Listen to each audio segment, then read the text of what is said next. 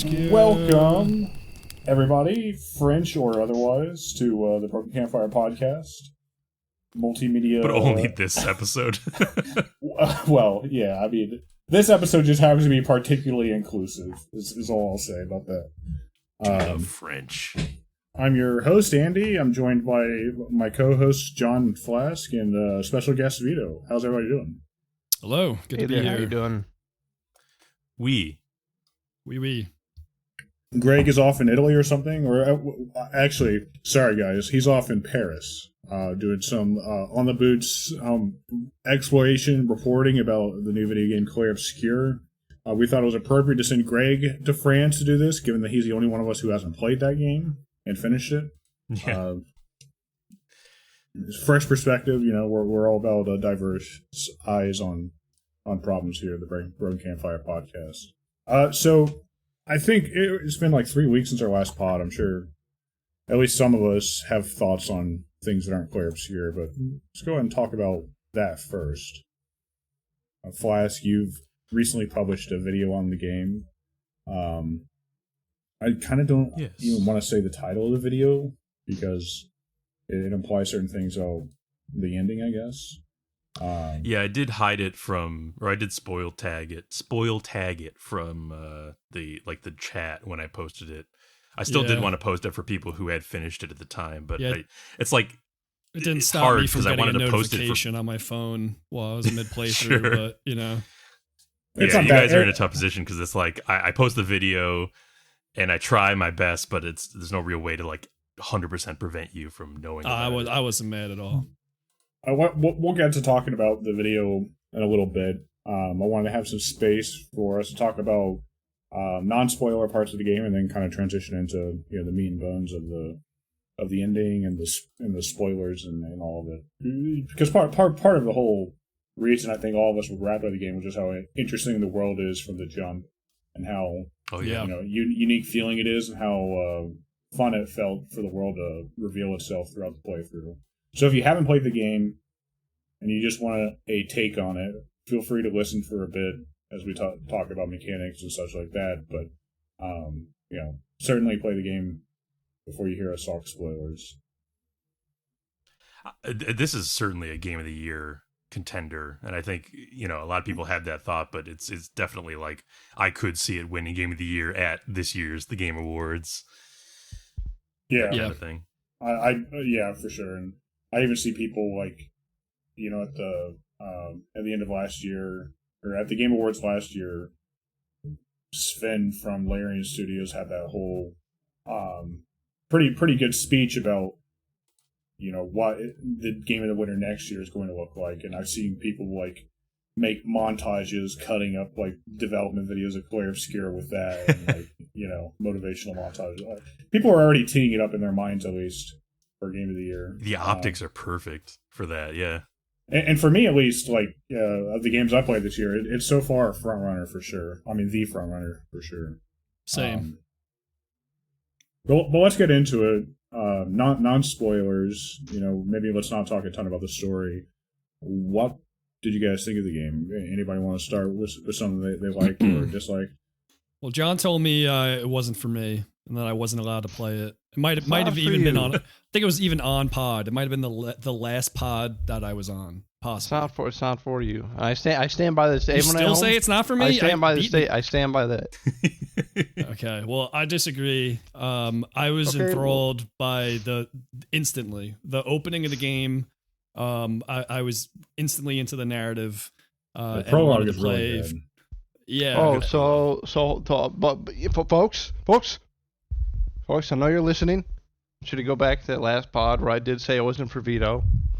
And I want you to listen to where right before I said that, he said, "I don't want no game with no melodramatic story that has these long cutscenes." Vito did describe a lot of qualities of Clair Obscur, saying, "I don't want to play this stupid shit." Yeah, I did, but I guess I was turned off originally that it was what people are, they're saying it's a JRPG or similar to a JRPG. I know it's not Japanese, but I don't usually like those games. It's not totally because of the gameplay. I also feel like the narratives are full of like whiny characters and just, Yeah. long exposition and things like that. And this game didn't have any of that. I just thought it was, the game, the story can be dramatic, but, it's well written. I don't think it wastes your time. There are cutscenes, but they're not like dragging. There are some long ones. But yeah, no, I loved it. And, it helped that the gameplay had that, Sekiro or Dark Souls parrying, whatever you want to call it. That was very addictive. Yeah. For me, I was literally just a couple weeks ago looking for a JRPG to play. It's a mood I get into every now and then where I want to play some kind of turn-based RPG. I just like those games in general. I'm not such an avid fan that I'm playing all the big ones that came out, and I've got hot takes like I didn't like Persona 5, but all to say, I wasn't aware of how imminent this game's release was at first until I was in that mood, and then when I played it, I was like, oh my god, this is sick. It's really cool how they took a lot of the fun of like a turn-based game and like just made it all the more engaging by having the parry and dodge mechanics in the middle of the fight. Like I don't want to call it a Souls-like. I feel like that word is overused, but it did take a lot of good inspiration from that side of action RPGs to make the turn-based RPG a bit less, quote, boring, for people who typically find turn RPGs boring. Yeah, it's not like I'm putting my controller down. Like there's always something to do even during the combat. And some people still say that the amount of interactivity, like the dodging and parrying, hitting a button, is still like boring, like minimal. And I'm like, what games are you playing that are like this but way more complicated? Because this one, it has just enough interactivity and action to be like you're doing something during the attacks, whether yours or the enemies, and it's based on your skill for timing. I don't know what what you're after here. I think I can add a little bit here because I guess and I don't even think it's a negative of the game. It just became what it is eventually. I think on the defensive side, you're right. I think the game does more than enough. There's parrying, there's jumping, there's dodging, there's gradient parrying. However, on the offensive side, as soon as I started the game, I did kind of tilt my head a little bit at like, it's just press A at the right time. Yeah. And it's not even like a hard timing. And it's not even like sometimes they throw like an X in, to fuck with you. It's definitely better than nothing. Don't get me wrong. Better than nothing. But, I've mentioned these games before, if you've played, and it's even a recent game really, if you played Sea of Stars, it's got a similar system. When enemies attack you, you can jump and I think it's actually just jump. I don't think you can block them. I can't remember exactly though. But on the attack, when you're doing the attacks, it's you still pressing, maybe A, but it's your character doing an actual, I guess, animation. So an example is like, in Sea of Stars, let's say you're doing a team attack where you have a giant fireball. You'll start by pressing A, and I'll have the first character throw the fireball, and it'll bounce off the enemy. And then it'll bounce off to a second character, and you have to press their timing button. Let's say it's B, and then it bounces back to the enemy. And then it bounces back to the first character, but it's going faster this time. So then you have to press A, and then it's like boom, boom, boom, boom, and it keeps increasing in speed, and you see how long you can keep it. That's kind of thing Sea of Stars or like the Mario RPGs do. And right now, in total defense, those games are like 16-bit sprite games.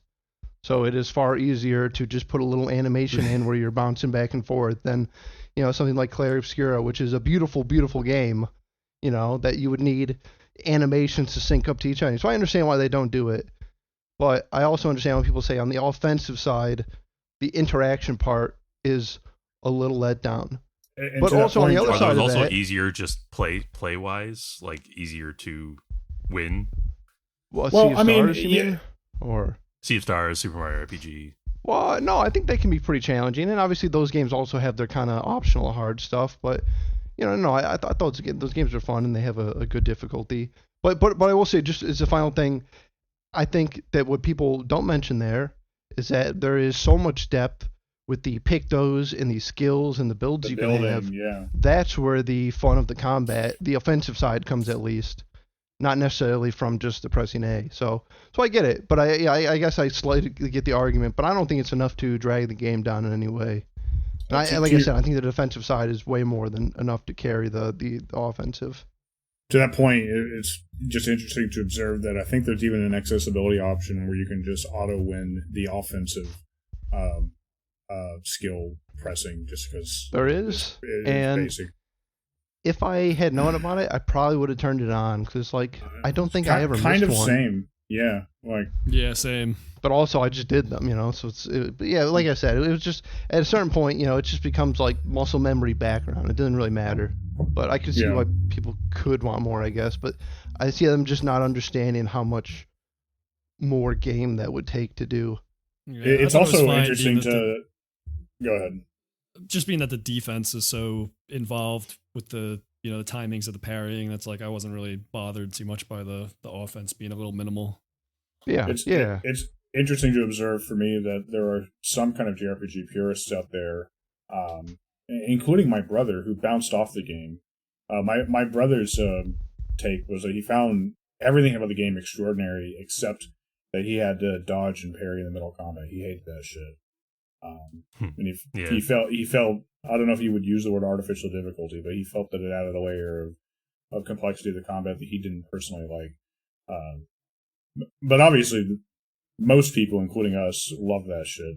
And as a guy who's, I'm sure, including Vito and maybe Flask, as a guy who's like played several parry games, we'll call it, it felt really good in this game. I mean, very learnable enemy moves for the most part. Fun, good animations, good cues, visual and sound cues to help you learn an enemy's attacks. Good diversity of like different types of enemies to fight with different types of attacks. I mean, that was like really the meat and bones of a lot of the gameplay, was just seeing new enemies and learning new attacks. Yeah, people meme about like the enemies who were like, I'm gonna do it. I'm gonna swing at you. I'm coming. Oh, you flinched. Oh, and then they kick at you, right? Yeah. But like everything is learnable, right? So it's like you just have to learn it. Yeah, there's a lot of enemies early on that I was complaining about, like, how can you know the timing of that? And like by the end of the game, it's like, oh yeah, it's very learnable. There's cues for everything. And I think the attacks get like more complex throughout the game at a reasonable rate. You know what I mean? Like if you had fought some of the end game enemies without having learned how to play the game through the first 40 hours or so, you would probably just feel like unapproachable and very hard. Yeah.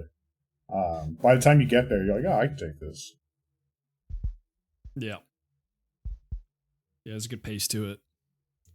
Great gameplay and combat system, I think, is the summary there. There were people in our group of friends who were like I think me and John were more motivated to play the game because we wanted to see where the story was going, because it was such an interesting world.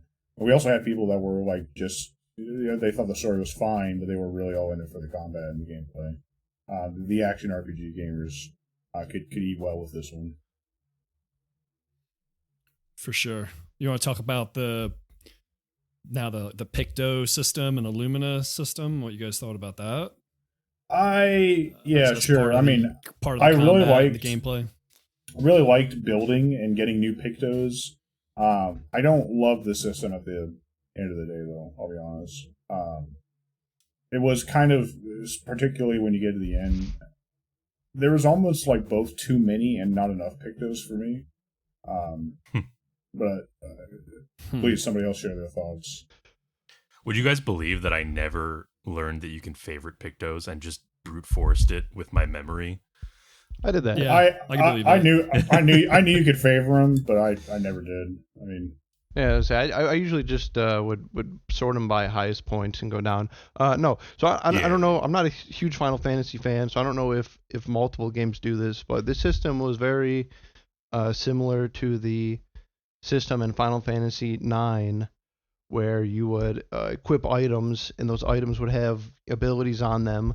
And then if you used it enough or leveled up with it enough, I think, I can't remember what it was exactly, you would get that ability even if you didn't have the item. So I was kind of right at home. I kind of dug it. I was like, oh, okay, I know exactly what this is.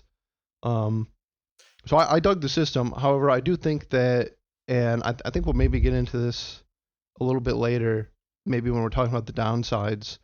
I think that there was just some sides missing to the Picto. There was like for instance, there was tons of stuff for like burn damage, but like you didn't really see earth damage really get any love in any of the Pictos or anything. That was totally one of my thoughts. Yeah. So yeah, few holes there, but as a system as a whole, I liked it a lot. In general, though, go ahead. In general, that feeling of like upgrading your max capacity for your character so that you can learn more Pictos, so that you can apply them more as like passive ones, right? That feeling of constant like number go up is very satisfying. Absolutely. Totally. And even just checking in your character, seeing you have like 20 Lumina to spend, and knowing like, oh dude, after this, like I'm gonna see like a noticeable buff in my characters. Definitely an addicting loop. And unlike a lot of games, like that loop is there the entire game. I mean, throughout the game, if you do, especially all the side content, you'll get, over 1,000 Lumina points to spread amongst your party. And there was never really a moment where it felt like, okay, I don't need these anymore. You know what I mean? I was always excited to get more Lumina points. I think that the game is a good length, maybe the tiniest bit too long, to the point where like at the very end, like we're discussing now, I could kind of start seeing the walls, like, oh, why don't they have this? But almost, like you said, almost that perfect length where I was never like bored, or I never was like, all right, fucking more Lumina, great. But I think I was just like getting there. I think honestly the biggest problem with the Luminas for me, I said I didn't love the system in the end. I think it was just it kind of gets to, I think, one of my bigger criticisms about the game is that the UI for navigating Luminas and Pictos, you eventually get used to it, but it's not great, and it's a really daunting list. It's a really daunting list of Pictos when you're trying to like figure out what you even want to do, and equally daunting list of Luminas, and they're just not laid out really well. I think there's a lot of ways that they could have made that better. I mean, one thing is I would have loved to see like a summary page of all the passives I'm getting from all my Luminas to help me tweak. Like, you know what I mean? Like, okay, here's how many AP I'm getting from Luminas, so I probably don't need another AP gaining point. And like, you kind of figure that out by playing, but just things like that would have helped building characters. Or also, like, the ability to save loadouts of Luminas would have been nice. Yeah. Very nice, yeah. I agree. It was just hard to navigate the Pictos and Luminas, especially them being like in separate menus. And it was definitely frustrating starting out trying to understand the systems to begin with, and then having to navigate those menus. It's definitely something that you can get used to, but you shouldn't have to, get used to something. You should just be able to look at it and like, oh, okay, I understand how this works. I did really love just a nice like touch is that the Pictos and Lumina system are directly tied into the plot, in the sense that like the reason why this expedition is doing well is because converter. You guys invented the Lumina converter, and like you're able to convert Pictos into Lumina. Just a fun, cool. Fun little narrative touch. Doesn't really mean much for and not to mention that. And not to mention the Luna is like a kind of a prodigy with Pictos that you apply to your Chroma. Yeah. I don't know if that's what they call it, but yeah. Yeah, whatever her like, magical tinkering, she's good at that. I think the pipeline is that Chroma is like energy force that you can refine into Pictos, and then a Lumina converter lets you convert the Pictos into Lumina. I think is how the processing goes. I did want to mention that the music is excellent. I know everyone talks about that and how the musician was found on SoundCloud, but it's it's really great. The whole soundtrack. Soundtrack's amazing. Tons of songs, like over 100 Yeah. songs. And It really is stunning. It's just like epic and It's all just one operatic. person on SoundCloud? Yeah. I mean, Like- he's the musical director. I assume there's others involved, like players and stuff Yeah, like so that. the tracks are But- big. Well, he was. I mean, he was just a random guy they found on SoundCloud and hired to do the job. I mean, this game has a very scrappy development in general. Not to detract from the point you're making right now, but like one of the voice actresses, wasn't she hired as a writer on Reddit or something like that? And Yeah, she responded to a post on Reddit for free voice acting for the game in its early stages, and apparently they got to talking with her, and the director liked her ideas enough or something, like her suggestions for the writing, that he hired her as the head writer. So she became the head writer. yeah, which is amazing when you voicing character. consider how good the story is. Like, Yeah. It goes to show there's people all over the place who are talented amateurs. Just, waiting to be give them found. an opportunity and they could really impress you. Yeah. But yeah, I mean, you were talking about the soundtrack. I'm not a soundtrack kind of guy in general, and I don't mean to say that like I'm a psychopath who doesn't like music, but it's just frankly not something I notice in most games, unless it's Just really part good. of it for you. It's just part of the fabric of the game. This game, I did notice it because it was like just really that good. I was like, oh man, that's a cool track, or I love what's going on right now. And the way that For sure. the soundtrack accentuates the mood of the scenes that you're in, it works really well. Yeah, everyone's got motifs, and then sometimes the vocals will kick in, and it's like, whoa, in key moments. Also, the visuals are very, game's great looking. it's not my favorite looking game, but it looks really cool, and especially like the design of everything, the visual style is really cool looking. Yeah, that's definitely what drew me in. A lot of like, I don't know, a lot of like sense of scale, Yeah. kind of visuals. I mean, I'm amazed that with a small team, the game looks this good. I mean, I think it's one of the best looking games I played recently. Definitely. And I love that you go in not really knowing why things look the way they do. And then the more you learn about the plot, the more the environment and the design of characters and such are kind of explained by the world building, like I love that integration of like, it doesn't just look like a normal world. The characters you meet don't just look, typical fantasy, whatever, right? It's everything plays into the world they're building out. Yeah. I completely agree. Yeah. Great visuals. Looks good. I did have a problem with performance at the beginning. I don't know if anybody else had this Oh issue, man, but no, I'm glad you said that. I was just about to say the opposite. That I was really impressed at the performance of the game.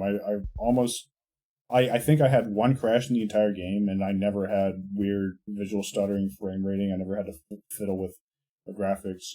I got a good computer. I know everybody here does have a good computer. I'm just saying, like, Yeah. for the viewer, not trying to say you won't have issues, but more than most games, I had no problems at all. But describe more what I you were think a few experiencing. people had crashes. I think I had a crash and a freeze. I had choppy performance at the beginning, and I had to download an optimization mod that fixed that. Still was kind of happening in real-time cutscenes for some of the time. I don't know why things were so like different. I guess just, scrappy development, but I don't know why things were so different between different rigs, different people. I didn't have performance issues. I had some weird UI issues early on that I managed to fix. Oh but- yeah. You did have Yeah, those. you had like the blue marks and shit, didn't you? Do you ever No, find out his what those text was like weird and overlapping. Are you guys serious about those Oh. blue marks? Oh, I thought yeah. you guys were joking about that. I don't know what they're talking about that, but I remember the text overlapping. Yeah, I did have some No. text overlapping and things. I did have blue marks. were? No, dude, But I never saw a blue mark in my run. I have no idea. I don't know what that those. was. I don't know what those were. I don't even know honestly. what you're talking about. I had no story problems. My game did crash a fuck ton. Probably like I mean, over a dozen times through the playthrough. Oh, that's That's crazy. crazy. I played the whole but I mean, game in to the 4K. game, I guess to the game's credit though, it auto saves a fuck ton. Also, I think it was one time I had to redo a fight of all those crashes. So usually, I don't know if it was. Usually, it was when I went to the overworld. So there's probably something there. But no performance issues otherwise. Sorry, I'm just hung up on this, John. I thought you were in the loop on this.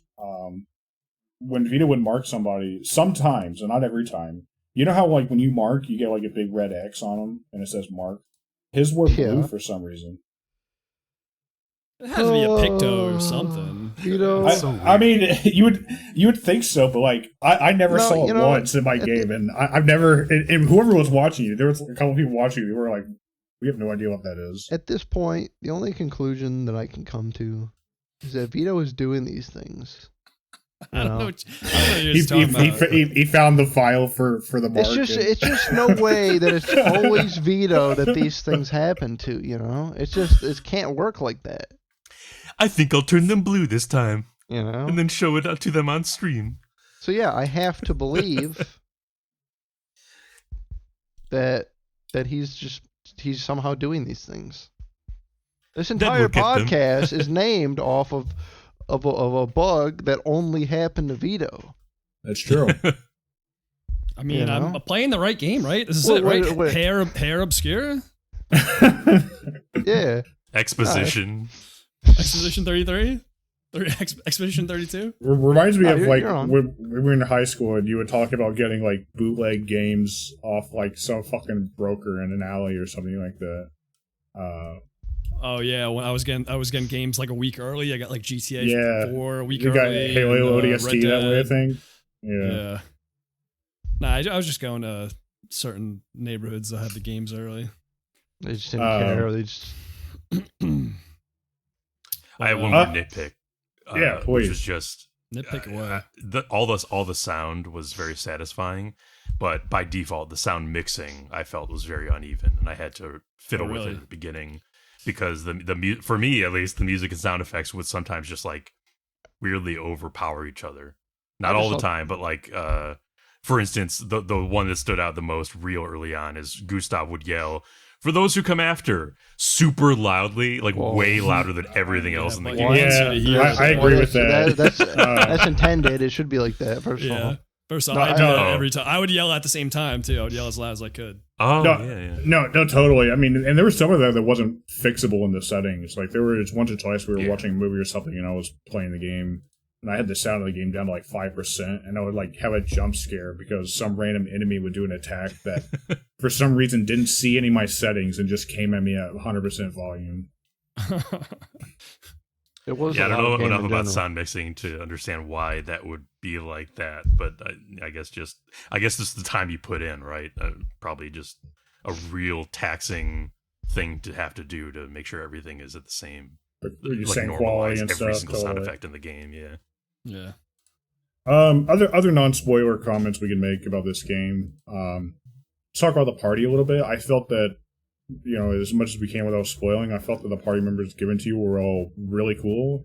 I loved how they all had different systems for like using the character and different ways to build them. There was never like a character that was like my example is kind of like Final Fantasy X, where I liked all the characters in Final Fantasy X, but there are a couple examples of like, okay, here's a fighter guy, then here's a better fighter guy. You know what I mean? Like, right. And all the characters were viable, even right up to the end game. There's one character that did blow everybody out as far as like total damage potential, but there was no bad party members, and across all of our friends who played the game, I feel like we had almost every sampling of like combination of party represented. Yeah, and I do see even at the end of the game now that like I have not used these characters, like I've not played them in every single way that they could be played. So like, maybe a reason to replay the game, check out some other moves and play styles. Watching you play at the very end, like your Mael playing was totally different than how I played Mayo, which was cool to see. You know, obviously it was working for you, but like you had a totally different way of playing her. Well, I guess we're talking negatives, or if you want to bring up negatives. Yeah. New Game Plus seems kind of like a letdown. From what I there's understand, there's not some very really limited new stuff, right? Like I don't even know if there is. I might be crazy, but in the prologue specifically, I think there might be like a couple new dialogues or something, but I don't think it goes much further than that. But I'm just agreeing with you, yeah, that like there's not a ton going on there. Right. Well, and even in terms of like, you know, most of us here, you know, I think we'll talk about this. You know, we didn't just go from Act 2 to beating the game. We did the content around it. So, you know, it probably ended in the mid 80s to 90s. And if you start New Game Plus with that, you're already going to be way stronger than everybody. You're going to be out leveling them already. It's just going to be like you run around normally, just one-shotting people. It is a strange choice to not make New Game Plus for those who are entering at like level 90. Like for those who come after. Those who come after, and even beyond that, you know, it's like there's no, like you said, maybe there's a few extra lines of dialogue, but it's not like there's an extra secret tough boss or some extra badass pictos. It's just you playing the game again, which is cool, but not what I want out of a New Game Plus. Yeah, I think there are some people who want that, but I'm with you. But like, I think there are people who just love the idea of like, I'm just gonna blow through the game with all the pictos in the world, and just enjoying the game, but on faster. Yeah, I can see that. And who knows? Maybe, you know, they have not confirmed, but they have said that they are open to the idea of DLC. So maybe in one of these, I think DLCs, they were recently saying like not just that they were gonna make DLC, but in fact that the way they were thinking about more content was changing in response to the people who had played the game, and they might actually like just add stuff to the existing experience or change the existing experience, something that. So I think possible they could modify the New Game Plus. You know, that right, exactly. That's totally possible. Exactly. Yeah, I imagine they will do something like that. And there's a couple areas that clearly felt like they're meant to open up to DLC to me. We can talk about that in spoiler sections, but I saw that same article. I think DLC is pretty well confirmed for this game. I mean, you all know how video game dev cycles work. Like if they wanted to release a DLC for this game, they already started it. You know what I mean? I'm kind of reaching the end of my bag of non-spoiler comments to make. I'll also say we talked about the visuals and stuff, but in general, I really liked the world that we were in, the overworld, the map, all the things to explore. I think that there's a bit more or a bit less agreement specifically on how much people like the actual levels. I did like them, but I saw comments that people thought they were kind of confusing, and especially without a mini map, it was hard to navigate. But I really appreciated all the levels. I had fun exploring each one in the world map.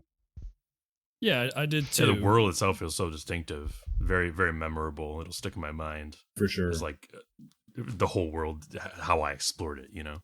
Yeah.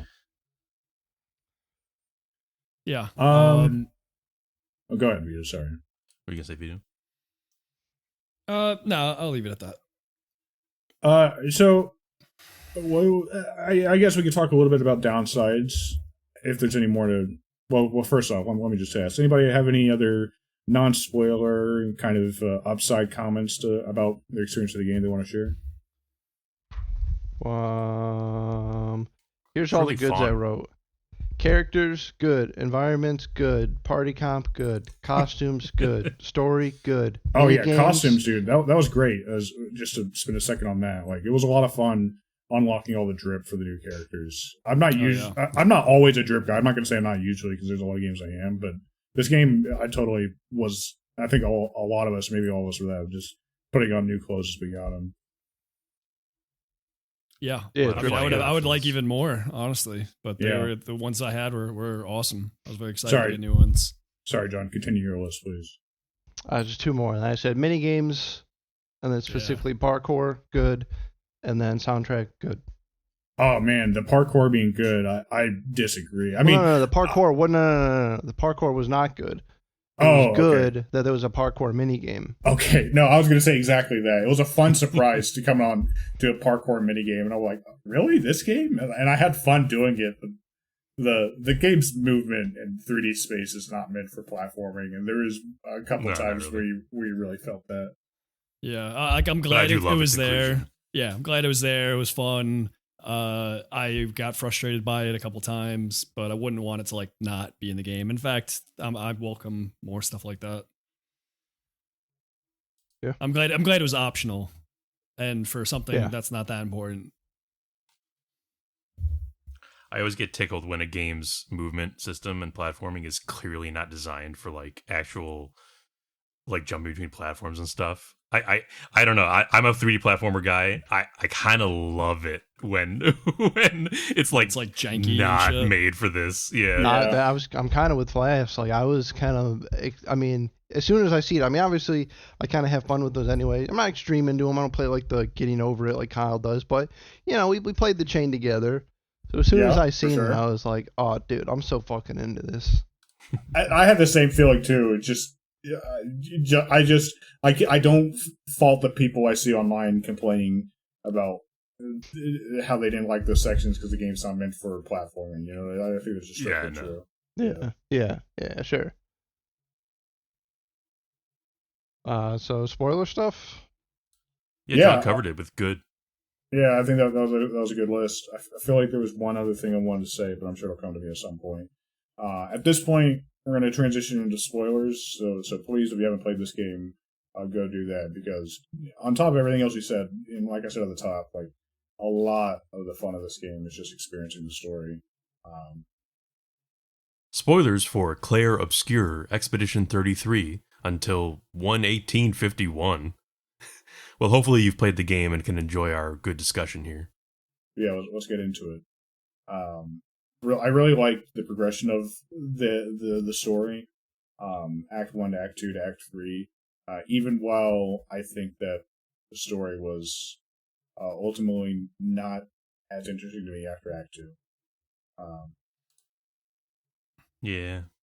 Flash, you had a whole video about it, but honestly, maybe the best place to start, not to cut you off, John, if you have a good thought, share it, but Vito just finished this game right before this podcast, so I'm not talking about it with anybody. I don't know if that's a good place to start, but I was thinking about that maybe Vito would want to just like launch into his fresh thoughts.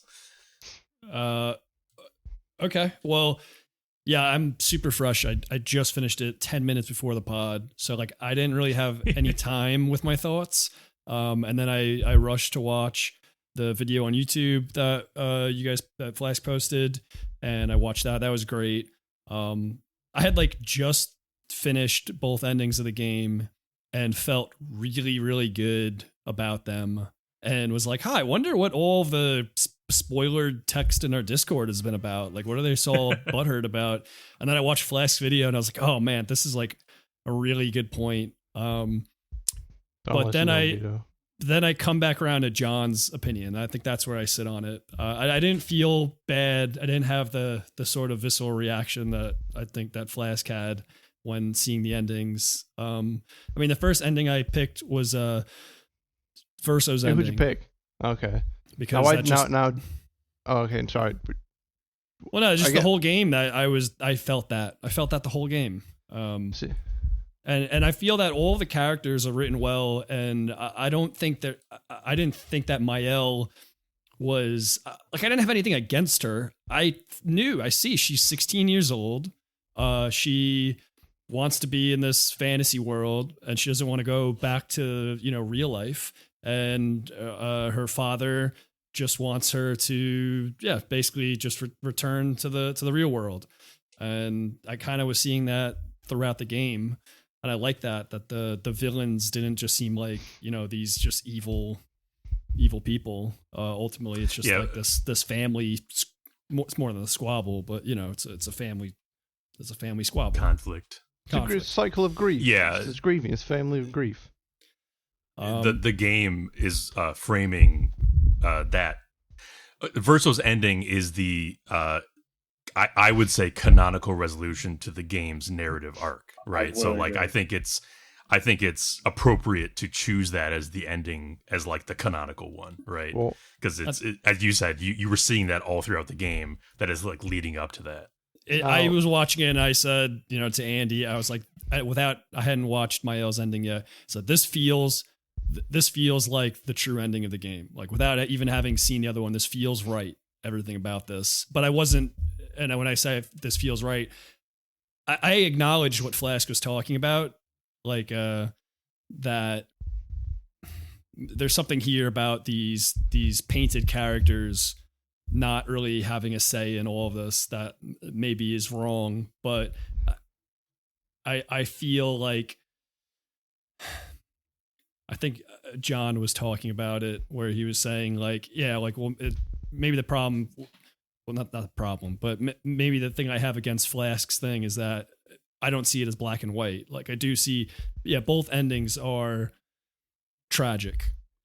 And that's what I take away from it. Like, this is maybe instead of saying the good ending, this is the canonical ending in my view, but it's not necessarily a good ending.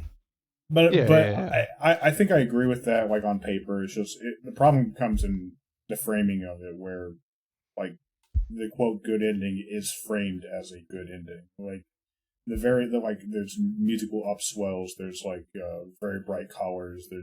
There's scenes of people hugging and healing, and being in general like on the way to a better place. And you don't get really any of that in the other ending. So if this ending included some sort of scene showing, the residents of the painting just being wiped out, and you get one last moment with some of our characters that we played as, would that make you guys? I imagine that would make you guys feel better about it, right? Maybe not that specifically, but it would have been nice to have the Cassandra family more directly confront like the atrocity they've done. You know what I mean?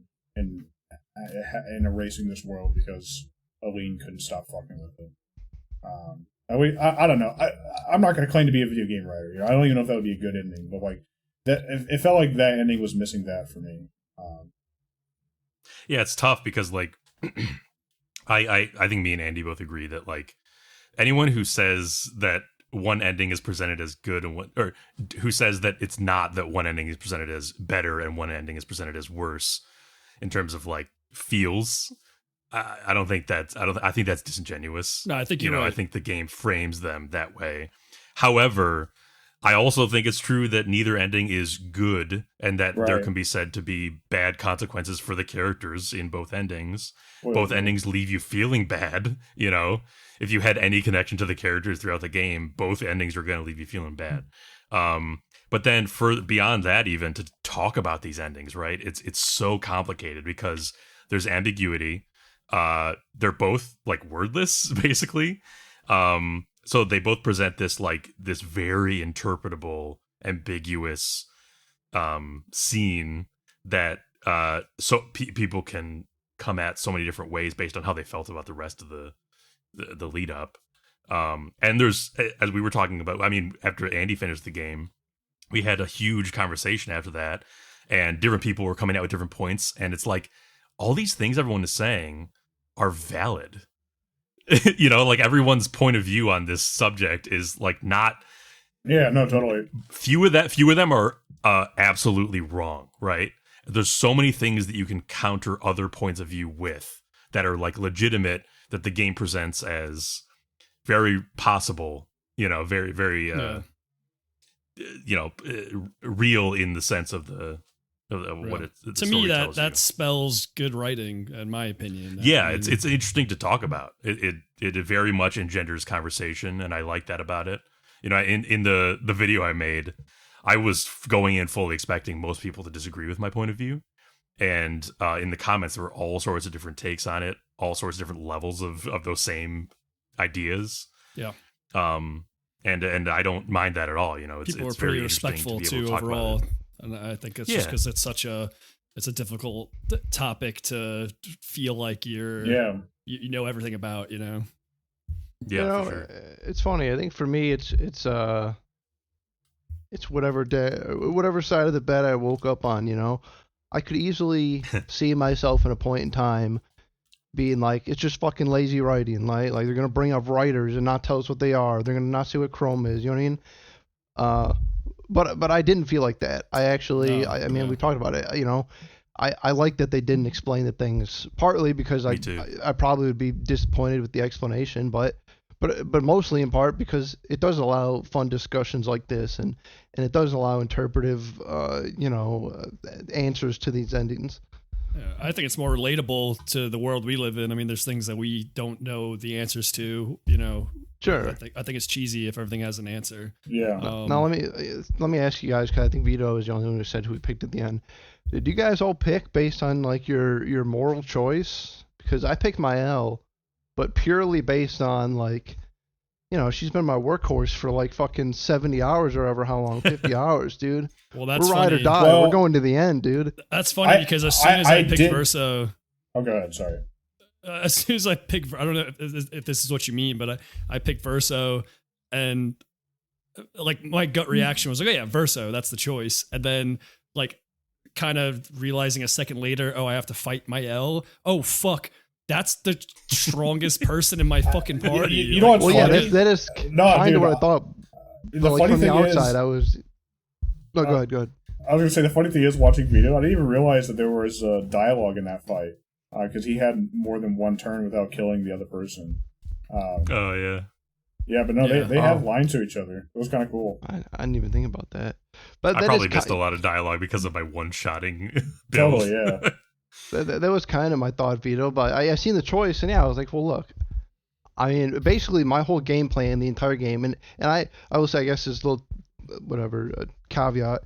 I was first to play it, so I played it pre-first patch, when Mael was even stronger. Oh, really? Like her main move did 40% more damage. The big move we're telling people to do.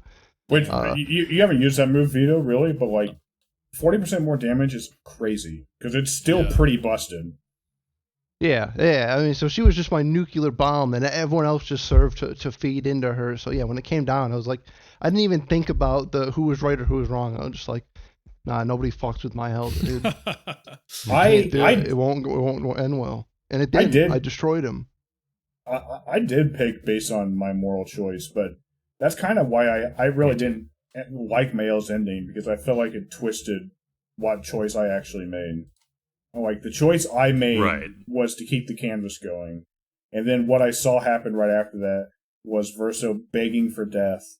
And Mael evilly being a puppet master that controls everybody for her specific fantasy, which is not the choice that was presented to me. I mean, the choice I was presented was, I've spent the last 50 hours learning to like this world.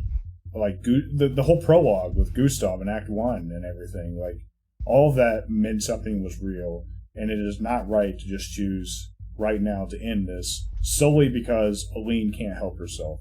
Aline should just get fucking therapy, and Renoir should just figure out a better way to help deal with this.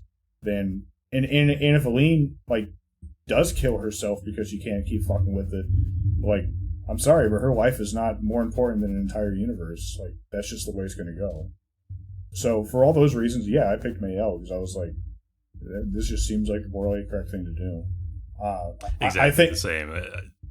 But the way the ending was portrayed, having seen it, it's totally not the morally correct thing to do. I mean, it's straight up evil coded, I would say, even. Sorry, Flask. Well, I think there's even maybe room for argument in your interpretation of, and I'm just playing devil's advocate here, I mostly agree, but interpretation of the ending, right? You know, you could say that Mael, we don't even know if they have the ability to, but you could say Mael wasn't forcing anybody necessarily to do anything, I guess, except for Verso to be alive.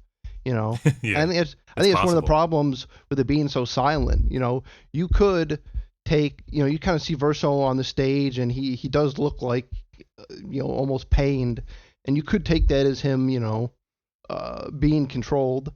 Or, I mean, I guess another way you could just look at it is like, he just knows that he has to live this life, and that it's going to end with, the most awful thing, his sister dying, the one thing he didn't want, and he's just pained in that way. That's how I look. I didn't even consider, I didn't realize people thought that she was controlling anybody. I just assumed, we know he's immortal and he can't die, and she took away his one way to die. Well, and now he's a musician, and he's playing, and he's not happy to live. He doesn't want to be alive, but he's playing these. Well, let me ask you like this: he was going to play a piano recital. Well, but devil's over. Devil's advocate of the control side, Vito.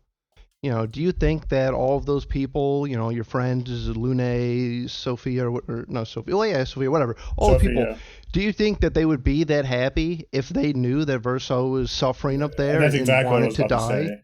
I guess I was confused by their facial expressions. I wasn't sure if they were there's a nervous, little bit of wiggle smiling, room there, like, are they being forced to be happy, or are they maybe being forced to not know that Verso wants to die? Yeah, it's there's so much ambiguity just in that small cutscene that you could even argue that. I thought it was a powerful ending, even though I get how you guys feel about it, and you guys are totally right. But just the visually, emotionally, I thought it was a powerful ending. The black and white Verso on the piano, visibly older. Well. Didn't have a scar. He didn't have a scar anymore, so he was almost like. Which he had specifically pointed out as something that he kept on purpose. Right. Yeah. And some people will go even further with, sorry, I really I don't want to forget this. No, go. Some people will go even further and to say that once Mael remembered that she is Alicia, it was over at that point already. Like, you cannot go back from remembering that you're a god in this world. So as soon as she is that combination of memories and she has the knowledge that she's a painter, she has access to those powers, like Renoir warns her of, the addiction is not something that you can like deny. It's just, it happens to you as a painter. When you stay too long, you will exert your will over the painting regardless of your intent. So like, I think that's also a very legitimate reading of that ending, is like, it's possible that she's not doing this to them, but is nonetheless guiding the way this world is developing, the way the characters exist, based on her own desires, her own subconscious image of them. So you can go like levels deep on this, and we don't know what's true. It's almost like thinking like that. It's almost like I might have even been more satisfied with Mael's ending if, like, because she was the influencing god, that we saw her maybe isolated from everybody else, and she was like living in the monolith, having replaced the paintress, just for the sole purpose of keeping this world going. I don't know if that would have been a good ending either. Like I said, I'm not a writer, but I gotta say, it's fun to think about. Well, no, you go, Vito. I was going to ask a question that's going to lead into more. I gotta say that there's some more, because I'm processing this in like real time and hearing everybody's opinions, and it's awesome, and it really is just solidifying to me. I see the issues, but I'm thrilled with the ending of the game. I really do think it was really well done.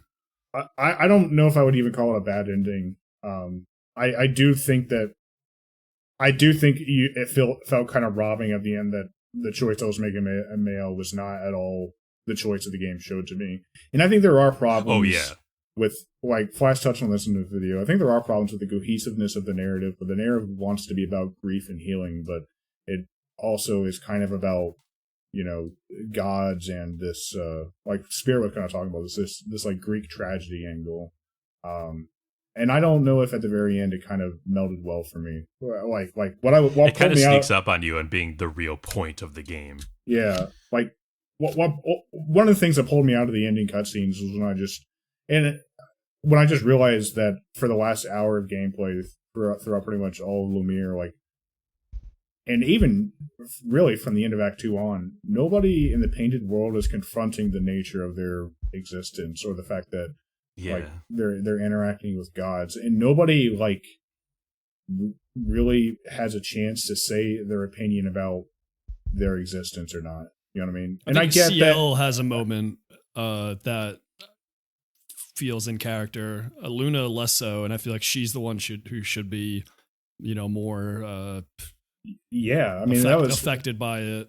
Luna was maybe my favorite character in the game, and like, definitely one of them. But like, it felt really lame, especially for Luna to not have an opinion about this. I mean, she was like Gustav's partner, and like especially these people being who they are. I mean, these are like the most ambitious people in this universe, right? I mean, you have to need to go on the expeditions, and like they have such a strong will all the way up until they kill the Paintress, and then afterwards they're kind of just like along for the ride, hanging out with Mayel, like coasting. It makes you realize almost. that was not the point that the writers were going for, and you're like, oh, I was kind of into that. Yeah, for sure. You know, like right up through the ending. Like I was gonna say this before when you mentioned your moral reason for choosing Mayel, like.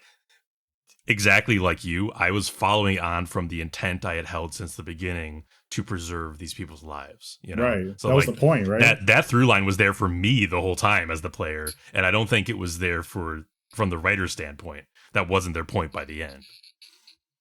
And I only say that as like my criticism of the ending, and I don't know if there's a better way to land it. Oh, sorry, John, I'm almost done. It's just like there's a bit of you use the word incongruous, or I guess in these uses like incongruity or whatever the word would be. Just some of the really good writing at the end felt incongruous with like much of the themes of like the 50-60 hour experience I played leading up to that point. But that's my bag. John, sorry, go ahead. Fuck you. I lost my train of thought a little bit. I'll get on it though. Hold on. I hate you. I'm just thinking out loud now. Right. No. Please go ahead. Stream of consciousness. No, I think. Fuck, man, you really fucked me up. I know. I'm just gonna go off on something else. I'll come back to it. It'll come back. Yeah. I think the main difference, maybe, is that Act 2. Well, I mean, definitely by the end of Act 2, but even before that, you can see that Mael is the main character, and totally. Once I learned, especially at the end of Act 2, once I learned that we were in a canvas, I think I was separate than you. I don't consider them real anymore, and it's not that I didn't care about them anymore. I still thought they were fun characters, but like, I just didn't care about their stories as much, so it wasn't as big of a letdown when, I guess, for me, when I stopped hearing about them. But I totally agree, it is weird. All right. No, like, I don't even think that like that's really a bad way to look at it. Like you said, if Mael's the main character, and so me, the player character, I'm kind of playing Mael, then like, yeah, these are like, beings that my brother created more than they're real people. Yeah, I'm glad I John get admitted he's a sociopath, because I was afraid to say it, and I agree. Well, as I was saying to John when he said that point of view before, I think he's correct from the real world point of view of this game. From the way the game takes it, yeah. And Renoir is pretty much objectively correct from his point of view, and aligns with what John is saying, that these people aren't real from their perspective. And it's like, so like, I think John is right. It's just like, for me, it's more complicated, right? Well, and I will admit that, ultimately, and I think I've said this 1,000 times, like, we don't know how this chroma, this magic fucking works. We definitely when it comes down to it, we don't know, whatever word you want to say, soul. We don't know if these people have a soul or they are just, incredibly lifelike. Animations. And I could totally see, you seeing that and saying, well, if they act like it, doesn't make a difference. Like, they're close enough where it shouldn't matter. And I totally accept that. But for me, I guess I just have to assume that in a world of painters, they've made and destroyed canvases before, and this one isn't necessarily special, besides that it is Verso's last canvas, So yes. I don't really have any major disagreement with that. I don't have any like major disagreement with that. Like, I think everything you're saying is, like Flask said, totally valid, and maybe even just like the true canonical answer according to like how the game goes. It's just if you do accept that, and Flask touched on this in the video, it kind of makes everything leading up to that point like pointless. Like the prologue and like how moved you felt, my investment, how like emotional like the Gustav and Sophie little romance that you got in the prologue, and then leading up to Gustav's death even, and all the heartbreak and processing of that grief in Act 2, especially with Mael. I mean, there was a lot of really good scenes and shit there, but then, if you accept that none of them are real and it's all just AI at the end of Act 2, you're just told, like, I'm going to be a little dramatic. This is not how I felt, but it's almost like a rug pull where you're like, oh, haha, you idiot, nothing's But mattered up to this point.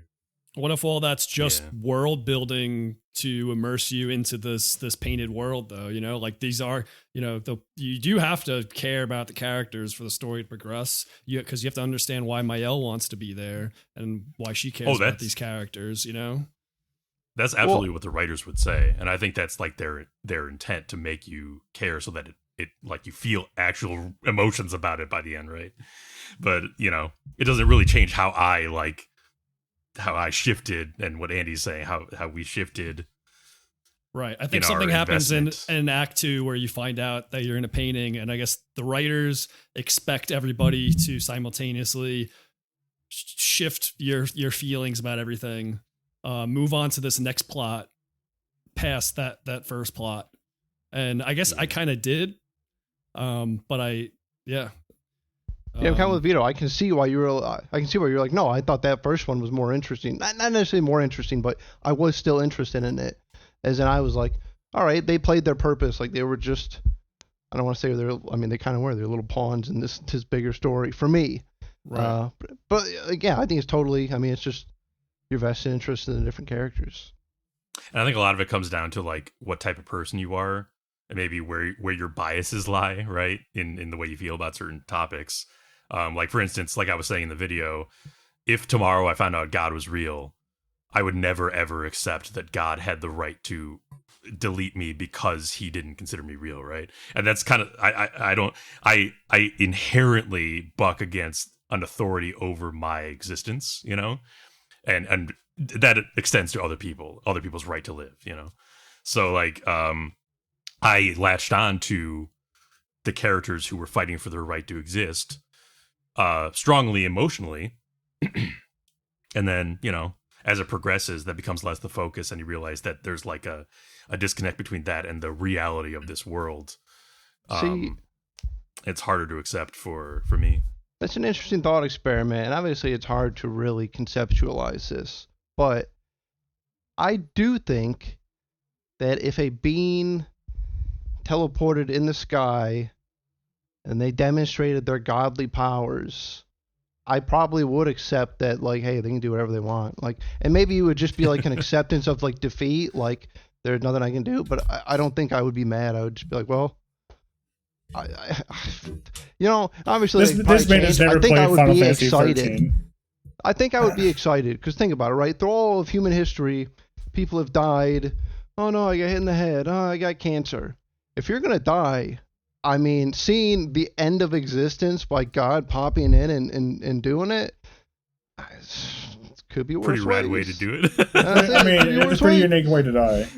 I just thought of this line as like a good way to summarize, like, I think a lot of the conflict in the ending. And not that I'm really conflicting with any of you guys, because like Class keeps saying, I think that they're all valid takes. But like, the ending asks for me to care about Alenia and Renoir more than like Gustav and Sophie and Lune. You know what I mean? And like just the weight of the narrative up to that point where that is told to me, I guess doesn't feel 100% like connected. I don't know.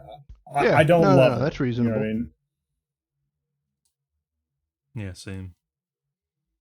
And it's tough, like I said in the video. You know, it's a like a no-win situation for the writing as it stands for me as a player. Because like on one hand, if they're real, then I see the ending as like morally insulting, right? Like I say in the title, where it's like, are we really just dismissing all that and just killing all of them? No consideration, no real attention to the fact that they are, as far as they're concerned, sapient. And then the other hand is like, if they're not real, then my investment has been stripped. And over the course of that shift in focus, it feels like, why did I even spend so much time with that, investing my emotion into it? Totally it's fair, tough. I think. Vito, you're the one who just finished this game and then is processing all these thoughts for the first time. Want to give you the floor if you had anything else you wanted to say.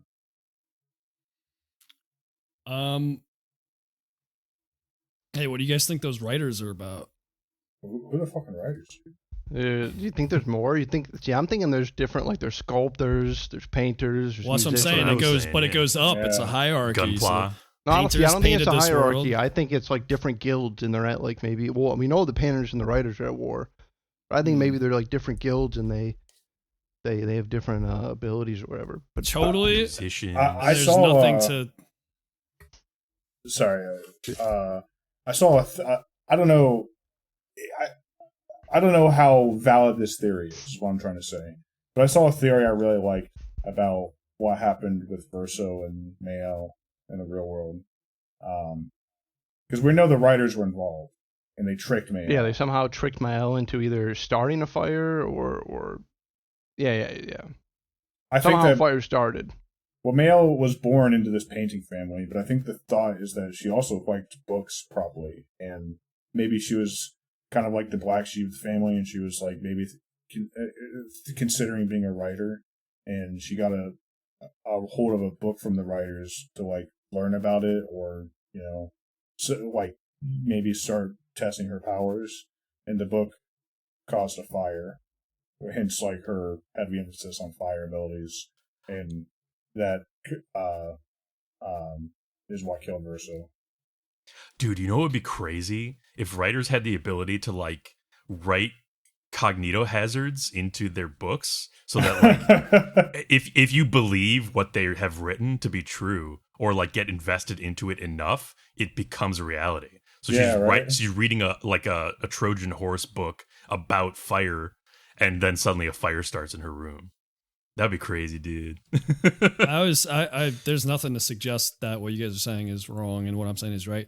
But I was thinking that it is like some sort of levels system. Like the writers are above the painters, and they're writing the world of the painters, and they wrote in that there was a fire that killed Verso. Oh. So now Clay and the family's at war.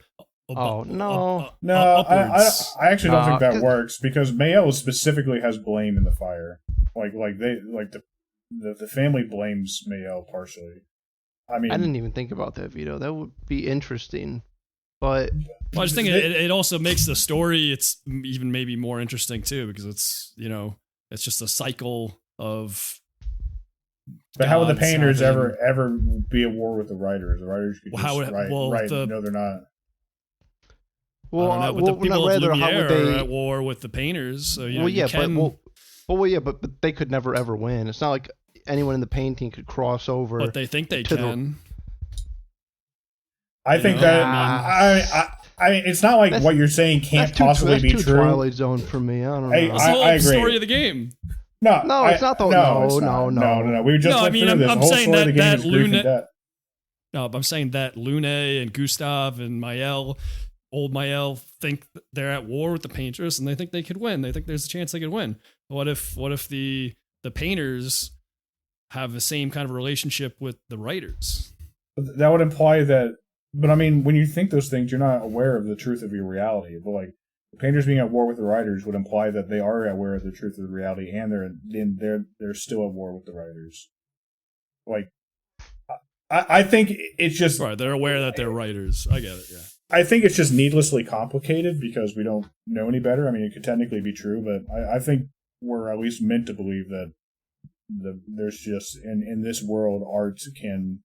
Or it has magic, and the painting magic is to create new worlds, and the writing magic is to do something else, but we know it caused a fire. It definitely could be. I guess. Well, really quick, what leaned me to think that was like originally when they say like, oh, the damn writers or whatever. I don't know. Clay's talking about the writers. I was thinking like it was like a wall breaking thing about like the devs. See, I didn't think I have that heard at that all. Theory. Let's see. I would absolutely hate that. It'd be so I would fucking not like that either. dumb. Though the one key point that kind of would dissuade me from that strongly is the personal tie-in to Mael being responsible for the fire, being tricked into it. That feels way too like pointed of a thing to have happened. That feels like a strike in a war that they're on even terms in. Yeah, I see that. But also, I mean, I like your idea for creativity, because I literally never even crossed my mind. But that would just honestly compound every single problem Flask and Andy have with the story. Because not only are the people in the painting worthless and they don't matter, the people outside the painting are also worthless and don't matter. I don't think that would make it better, though. Because then you just keep going forever. Well, then the writers are just... I don't know. What does Verso say at the end of the game? He says, we're all hypocrites. We're all doing the same thing to each other or something. I mean, I think it fits with the story. They never saw that line. Wow. That line was one of the lines in the game. That line was one of the lines in the combat. Oh. Right. I know that line because people talked about that. I did not remember where it was specifically, so I just assumed that like I had heard it somewhere. But that is really funny that that's in a combat that I one shot. I mean, I think that the line is much so saying we're causing grief through our own grief. But I mean, you could see your way. Grief. I don't know. Your ending reminds me of like some straight up old school Twilight Zone. Like at the very end of the episode, it backs up even further, and I love that. I would be all about it, but I don't think that's what it is. I would not be. It backs up and there's like words on a page. That's what I'm saying, dude. I would go insane for that. Somebody like, turns and winks at the camera. We'll find out in Clair Obscur. And then the filmers are above the writers. Yeah, well, that's what I was thinking. Well, it'd also be weird to imply in this world, like specifically this world, that writing is a higher art form than painting. You know what I mean? I feel like that's not a safe. And programming is above that. What the fuck are you trying to say, Vito? We're potters, and we're talking about the writers, who are talking about the painters, who are talking about the. It just all goes upward, you know. Oh, and then the final level is the mother. I like that. Okay. Let's come to a conclusion. Let's wrap it up on Clair Obscur. Well, I just open-ended. Anybody have any final thoughts they want to share? I think we've touched on pretty well. Yeah, actually, there was something I wanted to bring up, which was, I haven't played that. When I think about it, I haven't played that many RPGs in my life. Like, I like them, but like you said earlier, I kind of have to be in the right mood for one. I will enter moods where I want to play one. So in total, I probably haven't played that many. One of my favorites of all time that I share with you, Andy, is Final Fantasy X. Great game. And I was getting FFX vibes from this as I played. I think that was definitely a point of inspiration. I'm not trying to make like this is a lot like Boss Baby type comparison. I'm glad you said that, because I actually had not had that thought before, but I can immediately see the connections you're making, and I agree. Yeah. Yeah, the story is about a pilgrimage to kill a destructive god and everyone has sort of a doomed mentality because they've been in this cycle for a long time. And there are other parallels, you know. Yeah, and you can bring up. Yeah, the upgrading skills are kind of in the same general vein. They aren't a sphere grid, but it does remind me of that customizable system. It does, totally. The music can be similar sometimes, especially the piano tracks. You know, they're similar. And I've also heard it compared to Lost Odyssey, which I haven't played, but I know you have, Andy. I bought it specifically on Xbox 360. Kept it on my hard drive because the Xbox 360 store was closing down. Yeah. So I got in there before that ended and I bought it and I still have it. I need to play it. It's a good game. I actually never finished it, but it was good. Okay. Just a funny specific point of comparison you reminded me of. I think it was the Gestural minigame where you have the volleyball minigame. I'm pretty sure I read, if not that, it was a different part of the game, that the director was specifically inspired by the lightning parry thing in Final Fantasy X. Oh, okay. I thought you were going to say Blitzball. Maybe it was Blitzball, actually. But no, you look it up. Either way, all to say, the director has like made specific allusions to things in Final Fantasy X. So I think you're more on the money than I think. Yeah. As you were saying before, the director is a gamer. You know, he's he was a Sekiro Sekiro speedrunner, Devil May Cry speedrunner. He said that he's completed a speedrun of Clair Obscur, no hit speedrun in 2 hours 14 minutes. Wow, that's wild. I got a last comment. So I really like that game, and I'm just curious. Do you think that if I like that game, are there any similar games I might like JRPGs, games that I might have been afraid of before? I mean, I might like. I love recommending Final Fantasy X to people, but I mean, these are games that they don't have the kind of interactivity and the same kind of interactivity in the combat as Clair Obscur. I think they're more complex on what skills and magics and such you're using in a lot of ways, as the level of complexity and status effects and that kind of thing potentially. But like, it obviously there's no dodging or parrying in it. Final Fantasy X is a great game though. Vito. And John, just let me know, John. So save me some time. Well, no, Flask, go first because I'm gonna have to lay it hard on him. Okay. One of the things that I think a lot of people will say is that like this is kind of a breath of fresh air in the writing department because we're so used to JRPGs level of writing where I don't know if it's the translation or just the Japanese mindset when writing, but this is a lot more grounded than most you'll find out there. You know, it shares a lot of the same mechanical similarities, a lot of the same gameplay elements. But in terms of the writing that stitches all that together, this is way more grounded than your usual fare. This is way more relatable than like emotionally fulfilling than your usual fare. And a lot of that comes down to just the way it's presented. And it's kind of like an ineffable, stylistic thing. It's hard to pinpoint exactly what it is about typical JRPGs, but there are a few JRPG classics that everyone will say, oh, the writing is really good. But in terms of like typical stuff, it's not just the creativity on display. It's also like the minute presentation. Yeah. I agree wholeheartedly. I mean, I know the games that I don't like and why I don't, like them. And I feel that this is different, but I was wondering if maybe I was wrong. Maybe I should go back and look at, but I'll take a look at, we'll see if. And that is something that I've heard other people say too. I agree with that, but I've heard other people say that. I'm not just talking out of my own ass who has not played that many RPGs. Because from my perspective, I'm like, well, this is a good RPG. I kind of have the same question as you. What else, is out there that's as good as this? John will let us know. John? I was going to suggest you and Kate both play Sea of Stars. It is co-op. They got added eventually. Right. And it's, it's a good one. It's got the fun combat. It's a little bit lighter in tone and a little bit more wholesome, but not in like a baby way. I would at least give it a try. I don't actually know what the co-op is like, to be honest, but I just know it had it added. So yeah, I'd give it a try. I think I'll take a look at that. That's always kind of been on my radar. I thought you were going to tell me that Final Fantasy X wasn't for me. Oh, it probably isn't. To be honest, honestly, yeah, I would have said Final Fantasy X is not for you, but frankly, I was also with John. When me and John were the first couple people playing the game, and it was just us. I was also saying it's not a game for you, Vito. I was surprised when you got into it. I was happy you did, but I'm just surprising people every day. That's me. Oh, the other game that has some minor similarities. I just remembered. Planescape Torment, classic, great game, great writing, and has some thematic similarities, perhaps, to Clair Obscur, and is an RPG, but it's a CRPG. I'm permanently punished to have that game always installed on my computer because I keep telling myself I'm going to finally play through it.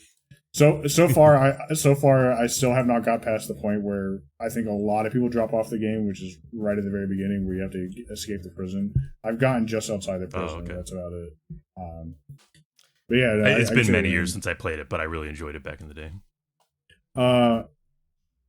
Anybody else? Final thoughts on Clair Obscur?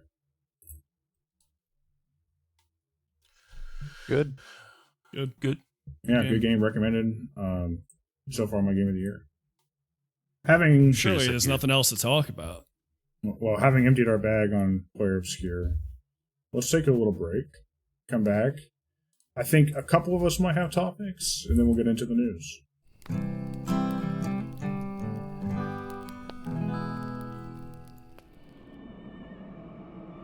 Praise be to Yevon. That's what I would have said, if I was a follower of Yevon. We were all there, and in one piece, even if I had a headache from wondering what was in store for us next. Welcome back, everybody. That was Clair Obscur in the first half. We'll start with roundtables. I'm going to go pretty quick. Most of what I've been doing is Clair Obscur. I haven't played any other video games. But I did want to just take a second to mention me and Vito and Greg have been watching Nathan Fielder's The Rehearsal, Season 2. Right. I think that we could save the full discussion on it maybe for next week when we've finished the series, but I think me and you would both agree better than Season 1. Or at least we're enjoying it more. Very much so for me. Yeah. But beyond that, I just want to heard some crazy things. We've been watching it. Yeah, he's doing crazy things, and the gist is at least, and I think Vito agrees, just feels like it has more of a cohesive point that he's making about stuff, or a cohesive through line through the season compared to Season 1 of The Rehearsal. Season 1 of The Rehearsal, I think, was maybe even fairly criticized for being kind of mean in some ways. I think Season 2 pretty well avoids that while still maintaining the goofy vibe of strange Nathan Man interacting with real people and putting them into extraordinarily strange situations, Well, that's part of what I was wondering is it more like Nathan For You? Because I actually like Nathan For You. It's not even like Nathan For You. Okay. It's pretty well its own thing, but Nathan has a big point that he's trying to make throughout the season. And he's actually, and his thesis has sound ground to it. He does research and you buy into the thesis. And then the season is kind of him doing extraordinarily strange rehearsals and situations to find an answer to his thesis. You know what I mean? And that's where the comedy's in. But seeing this thesis as a through line through the series is really helping it compared to Season 1, which kind of bounced around between things. You watch the first episode of Season 1, you think it's going to be kind of like Nathan For You, an anthology series where each episode is something different. And it kind of is and isn't, I also watched Nathan Fielder's The Curse, which it's really hard to talk about without having somebody else to talk about it with. All I'll just say is it was very interesting. If you have the time to watch 10 episodes of an hour-long black comedy, it's not a bad spend of your time, especially if you like Nathan's work. But also, I don't know if I recommend it. I feel like it could have been shorter.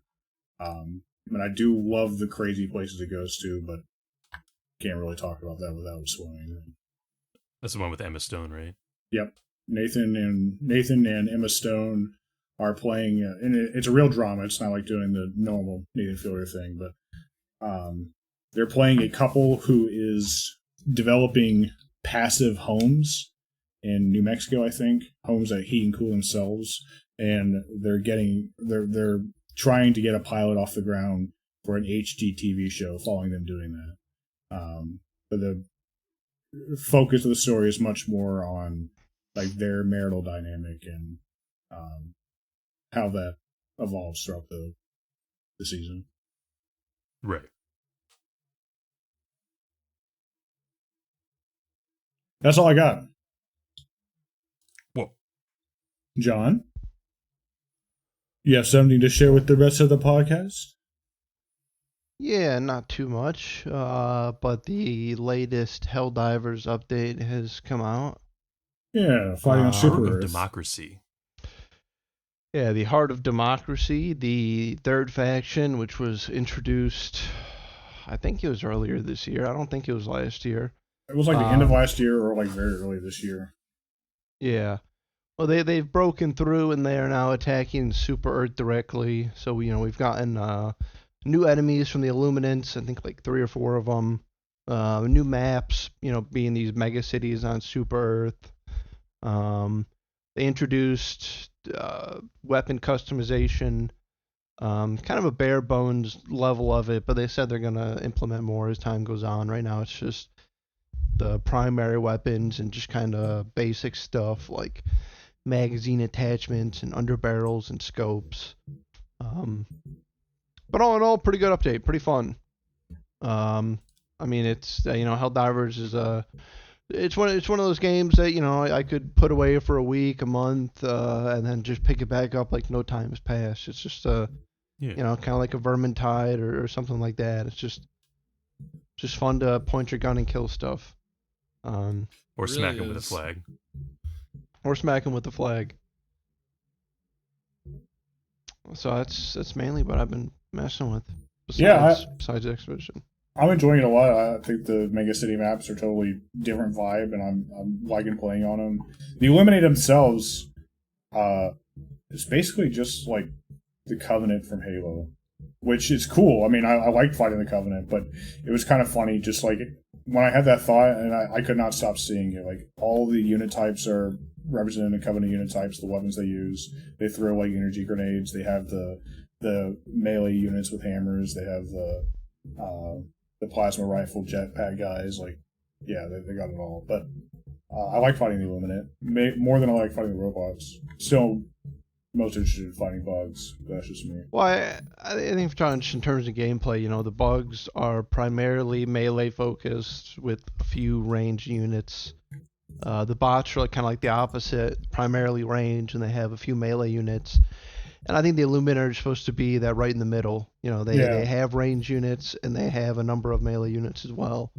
So it's them covering. I do agree with you. They do seem like something out of Halo, or even at the very least just like a generic kind of sci-fi. Because the Illuminates were in Helldivers 1, but I believe they did look fairly different. Really interesting. Yeah, I mean they were still kind of future aliens, but. Yeah, if I recall correctly, they were more future-y. I don't know. The three races are just Zerg, Terrans, and Protoss, right? Come on. I don't subscribe to that game or play it, so that doesn't hold weight with me. I was gonna say, the comparison to the Covenant, because you're fighting through the streets of Super Earth, these close quarters battles, and there's fighting on the streets reminded me of Halo 3 ODST. Of course, a lot of people have made that comparison, but it gets me every time making the comparison to ODSTs. I think it's totally a good comparison for me, yeah. Helldivers good. Certainly. Helldivers good. That's all you got? That's all I got. And Vito, I know you just finished Clair Obscur right before this podcast. I doubt you've been doing anything else you want to talk about. What else you been doing? I only got time for one game in my life, so just doing the Clair Obscur. We're just gonna need you to get that quota up, Get that what up? Because Greg's not here, you're gonna need to get your quota up, I mean, I played Schedule 1 with my fiance and her brothers. That was fun. It's a good game. You guys all played that? Nope. I didn't play it. No? Oh, I think just Greg. Oh, okay. Yeah, it's cool. It's a fun little not here. Drug dealer simulator co-op multiplayer.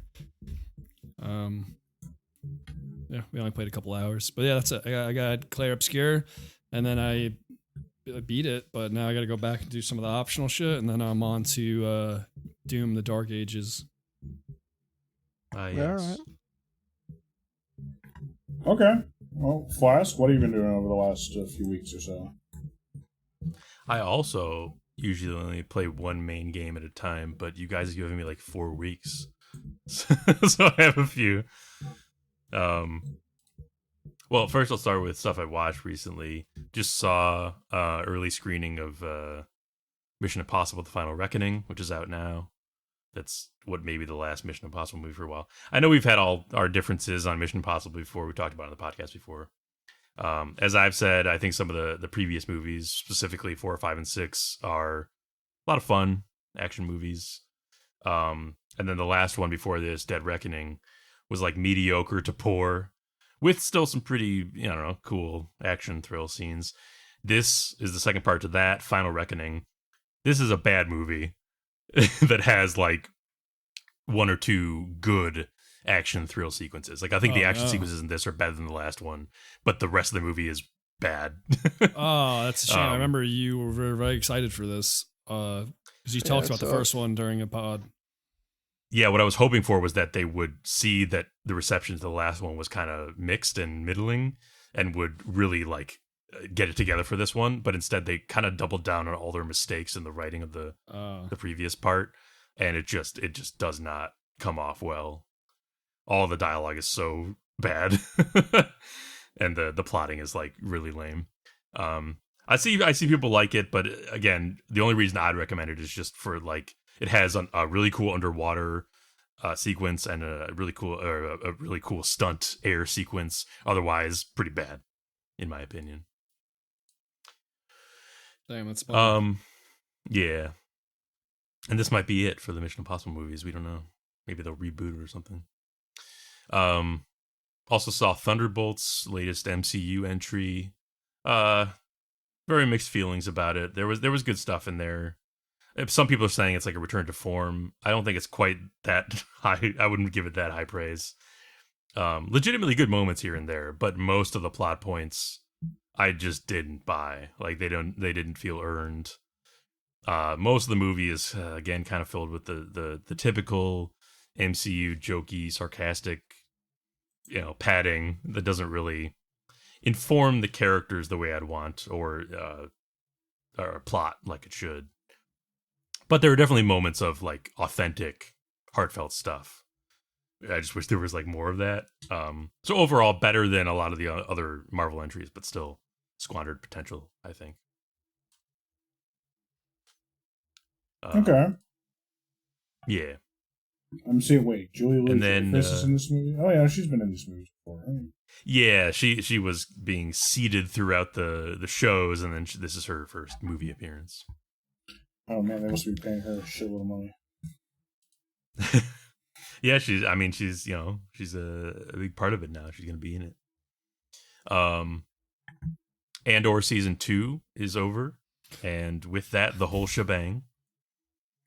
Right, I have not watched it yet. Okay. Yeah, I think this will go down as one of the all-time great shows, like not just Star Wars, but as a show. They somehow pulled it off. 2 great seasons of television. You can pick nits here and there, but I think overall most people would agree it's top-notch stuff. There's a lot to love about it. And I respect that they kept it reserved for the final batch of episodes. Like they recognize that it leads right into Rogue One, which now acts as the action-packed theatrical climax to the series. And I did rewatch Rogue One right after finishing Andor season 2, and having the show in front of it does make that movie quite a bit better. Still way more flawed than Andor, still has problems, but it is improved by so much preceding context and build up in the 2 seasons of Andor. But yeah, Andor, good show. And what's funny about Rogue One now is that Jyn Erso, who is the protagonist of that movie, just drags that whole movie down way more as the central focus now, because she's like brand new in the movie, and the plot kind of defers to her in a lot of ways, which wasn't so bad when everyone was new when the movie was released, but with so much Andor series character time now, she feels way more of like an unnatural insertion. But you can't go back and change things. What else can you do? But Andor itself is like way better than Rogue One. But yeah, great show overall. Now that it's over, I'm stoked to watch it. I did like Rogue One. I mean, I think you said it's true. It has its flaws, but certainly liked Rogue One more than any of the Star Wars mainline that came out around in the 2010s. Yeah, it's way better than the sequels. Way better than Solo. Probably the best of the Disney era movies. Yeah. Okay. Maybe I'll watch Andor eventually. I've consistently been. I'm not interested, but calling it one of the best shows of all time is pretty high mountain to climb. And to be fair, I love genre fiction. I love genre shows, so like, I'm predisposed to really enjoying it. But yeah, it's up to the individual. It's up to you. Okay. Check it out. I also watched another apocalypse-y new show on Netflix called the Eternaut. I'm still not sure how to pronounce it. The Eternaut. It's like the eternal something not, right? But it's Argentinian. and it is actually adapted from a famous 1950s Argentinian comic strip. It is a sci-fi survival show where we're following a group of friends, older gentlemen, together for a regular card game one night when outside a completely unseasonal snowfall begins to fall, and the snow immediately kills anyone it touches. So lethal summer snowfall. Then begins the survival as the apocalypse essentially just happened with the snap of a finger. And a significant portion of humanity just died in this snowfall. Of course, the people have to figure out what to do, deal with other survivors. There, of course, may be an antagonistic hand at work behind the deadly snow, which seemingly came out of nowhere. So interesting premise. Frankly, it's not free of some of the typical pitfalls of like over-dramatic character dynamics and decision-making, that kind of stuff, which I struggle to think would have been in a 1950s comic strip in quite the same way. Like, it might have been soapy in a different way, but this has kind of the hallmarks of like over-dramatic character interactions. But if you can get past that, there's definitely stuff to like. And overall, I'd say it's worthwhile. It's on Netflix, as I said. The two things I like the most are that we're not just following a group of like teenagers. These are like retirement age folks with a couple younger people. This is kind of unusual, right? Mm-hmm. And I also like how the show just progresses linearly. So it doesn't feel the need to like skip around a lot and overcomplicate the timeline. It's especially effective that way because of how sudden this apocalypse was, where it feels very raw, like it very immediate, you know? We're just directly dealing with the aftermath right away. So maybe check it out if you're looking for this kind of thing. Just know that it doesn't totally escape the frustrations of how characters communicate. That sounds cool.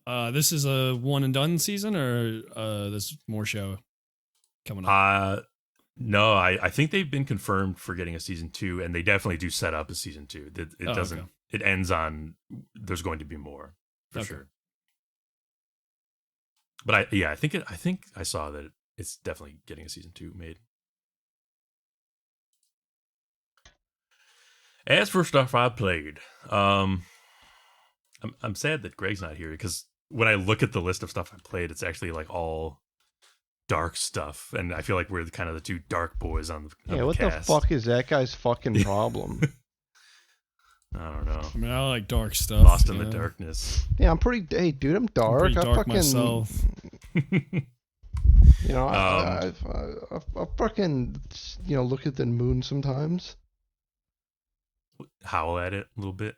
I don't know how escapes you. That's lame as fuck, but I look at it. Yeah, dude. I completely agree with that. How it's lame as fuck. I completely agree with that. Anyway, I played Post Trauma, which we saw pre-release materials for. We were led to believe it would be an indie Silent Hill game, and lo and behold, that's exactly what it is. It's very much one of those. It is good in some ways. A lot of the environmental design, some of the character vibes, most of the puzzles, which, they're logical. They often use the environment to inform you, which is nice. There are first-person segments that serve to sort of mix things up by featuring other characters than the one you mainly play as. On the other hand, some of the puzzles are kind of stale. The combat is pretty lame, although maybe that's par for the course with Silent Hill, and you could argue that. The animations are kind of wonky and can be unintentionally funny sometimes. The controls often get stuck on camera angle changes, which it does have fixed camera angles like Silent Hill. The writing is pretty mid. The story's pretty unengaging. Locations are kind of tired. I don't know. They also don't really feel connected. The only saving grace of a lot of them is the environmental design, as I said. The kind of the weird, cultish, tenderly gooey adornments everywhere. At least that's something, right? There's a subtitle late in the game that's like a script note, and there are cutscenes where the protagonist's mustache, his oddly bright mustache for the rest of his hair, is like visibly vibrating on his fucking face. That happens to me sometimes. And does it? Well, yeah, it's like you don't have anyone to play test you. They presumably did, and I'm like, did they not catch this kind of shit? This is like really in your face. Like, you can't just have the protagonist's mustache vibrating for the last third of the game. It completely takes you out of it. I don't know how they wouldn't address stuff like that. I know it's an indie game, but what it comes across as is like kind of just a janky Silent Hill homage. And I wish the game had met me more halfway in its design. For all the development effort, it felt in service of an homage with a single twist on the formula, which was having an older protagonist whose first language is Japanese. So he's kind of like broken English a little bit. Well, he's not really. It's kind of not even really that. But yeah, rather than a really original project. So not all that good, even for $15, you'd say? Yeah, I don't know. For Silent Hill diehards like me, maybe. Or, for people who love that kind of aesthetic, maybe. But generally, not really recommend from me. I also played Karma, The Dark World, which I had played the demo of this and said something like, whether this is worthwhile as a walking sim adventure game type thing is going to depend on how it plays out, the abstractness that it's presenting. I think the game gets better as it goes along because you start understanding the world and accepting that the framing device has just been doing kind of a bad job of presenting things. But once you get into the loop of what generally might be referred to as gameplay, it makes a sort of sense. The game is only partial horror, by the way. It's more of a dystopian drama thriller. It kind of doesn't seem like that on its face, but yeah. It has themes that revolve around characters in a 1984-esque culture dystopia thing. And I do mean revolve around because, again, the framing does a poor job of like delivering you into the meat of the game. I don't know if I'm describing this well, probably not, but it takes a while to like understand what it's getting at. Yeah. Okay. A lot of the visuals and sounds are cool. It's a fairly well-made experience. If you like odd, surreal worlds, trippy brain dives, this will give you that. The models, animations, environments, voice acting, all good stuff. The camera work is probably the biggest enemy of immersion because during cutscenes and I don't know, it can look rough sometimes. One other minor thing I do want to praise, I feel like a lot of players might take for granted, is how they implemented overlapping lines of dialogue. So like character B will often start responding before character A's sentence is finished, which I think is a nice touch. You don't see that often. Sometimes I get really annoyed with like how clearly delineated game lines are delivered. And I'm like, there's no way to get around that or make it more natural. Yeah. I agree. Character A delivers voice line 137 B, that kind of thing. And then character B delivers. This one actually kind of overlaps them, which is a nice touch. But yeah, definitely a walking sim cinematic experience with very light puzzle elements. There are puzzles for sure. Ultimately, I don't think I can recommend the game due to just how like disjointed and rushed it feels. Even towards the end where it starts explaining things. And I don't know how they arrived at this particular story because it isn't even that interesting aside from aesthetically. I'm very confused about the amount of praise this game is getting online, which it's more praise than I expected. But maybe that's me, maybe this will appeal to others more. As I said, if you like the surreal kind of game, this might be for you. Karma. Yeah, Okay. it certainly looks Karma very does interesting. I think it's a Chinese developer too. I don't know. That doesn't matter. But Oh, what's the playtime on this? Oh, I don't remember. I played too many games recently. I'm remembering like other playtimes. Back off. He doesn't remember. I'm just curious, because if it's a You know- shorty, then I see Right. I see 6 hours on Time to Beat, so not yeah, terribly it short. must have been it must have been around like 6-7 hours for me. Because I was kind of just taking it slow, I guess. I also played The Midnight Walk, which again, this probably is the one I'm most like sad that Greg isn't here to Oh talk yeah, about with him. This is the one that's like clay, clay Yeah, animation. this looks Whoa, awesome. did you play this in VR or not VR? I did not, but it is. I do like that it has VR. Well, so I was As an option. confused. As you've played this, I mean, Yeah. you played this, so I'm guessing this is whatever. What is the intended method to play? Was it made with the VR in mind, and you just played a good version of it, or was it made with this in mind, and VR is just like a novelty? It looks like a VR game, just I looking have- at the gifs of it. That's what I'm saying. That's why I got so confused by the trailer, and mostly because maybe they're just showing off the VR parts of it.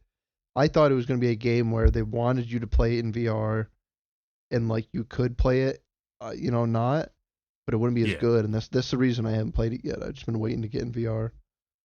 I but if you I say it's honestly still have good, no then idea. is it good out of VR?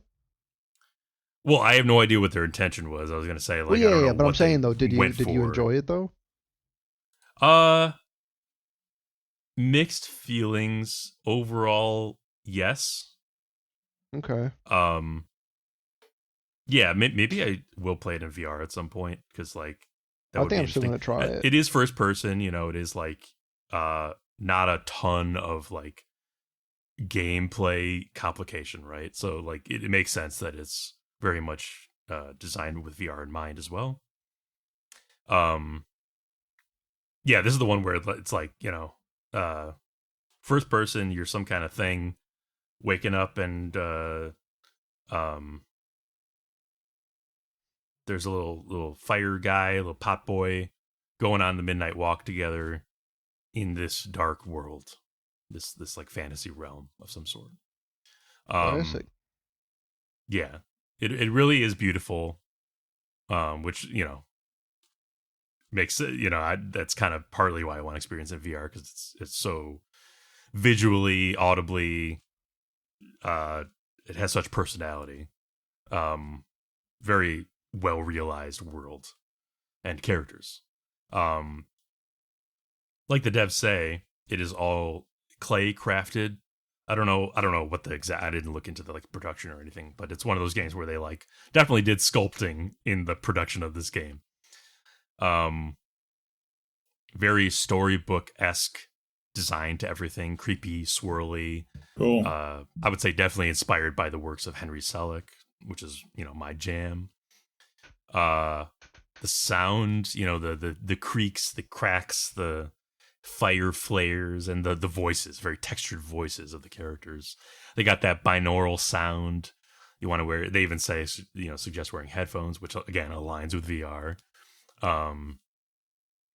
The story could be considered pretty typical light/dark. Tiny fire lights up big darkness kind of stuff. That's not really the draw over the individual character set pieces that you go through. I didn't know part of this gameplay would be hiding in closets from monsters, which I found a little lame.